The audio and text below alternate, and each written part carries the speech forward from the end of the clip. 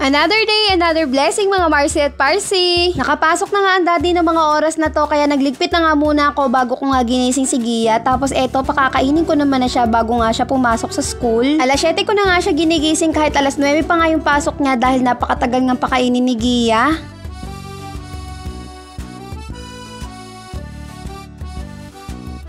At fast forward na nga tayo, pinaliguan ko na nga rin siya tapos eto binibihisan ko na nga rin siya ng uniform niya. Pagka ganito nga may pasok yung mga bata ay kailangan nga maaga tayong gumigising. At nung mabihisan ko na nga rin siya ay sinuklean ko na nga rin ng buhok para maalis na nga rin yung tanggil at iipitan ko naman siya.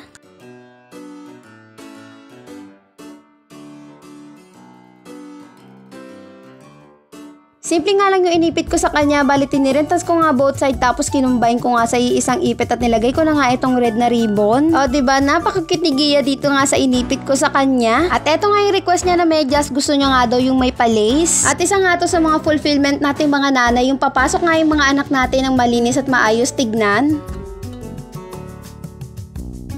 Anyway, naalala nyo ba kahapon na meron nga akong dumating na 2 parcel at yung isa nga yung in-unboxing ko, yung isa naman hindi pa. Meron na nga nagtatanong kung ano nga daw ba yung isa, pero eto, panoorin nyo na nga lang kung ano nga ba to. Nung nakaraan ko pa nga to inaantay pero kahapon pa nga lang siya dumating. Isa kasi talaga sa mga gusto kong gamit dito sa bahay ay yung mga gamit na napapadali nga yung mga gawain ko. Syempre, sino ba namang nanay ang ayaw na mapadali yung gawain nila? So eto nga pala yung rechargeable 7-in-1 spin scrubber. Isang set nga ito at pwede nyo nga itong gamitin pang linis ng CR, panglinis ng bintana, sasakyan, lababo o di kaya sa mga kalan. Eto ang hawak ko dito ay yung pinaka-head niya at eto sinubukan ko na nga rin ikabit itong pointed na brush. At in fairness nga, ang ganda ng ikot niya at meron na nga rin itong kasamang handle just in case nga na yung lilinisin nyo mataas.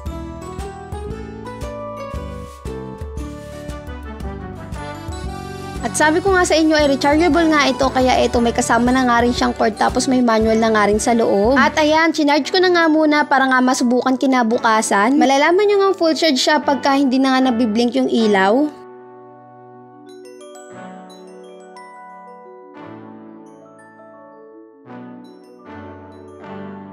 At para nga subukan na nga rin, isamahan nyo nga ako maglinis dito sa may CR namin. So eto nga maliit na brush muna yung ginagamit ko dyan, pang brush nga sana dito sa may tiles. At in fairness, ang ganda niya nga gamitin at napadali talaga yung gawain ko sa paglilinis. O diba, habang naglilinis nga ako, nag-i-enjoy na nga rin ako at para bang naglalaro na nga lang ako dito. Abay, pagka ganito na nga parang gusto ko na nga lang araw-araw maglinis ng CR, charing.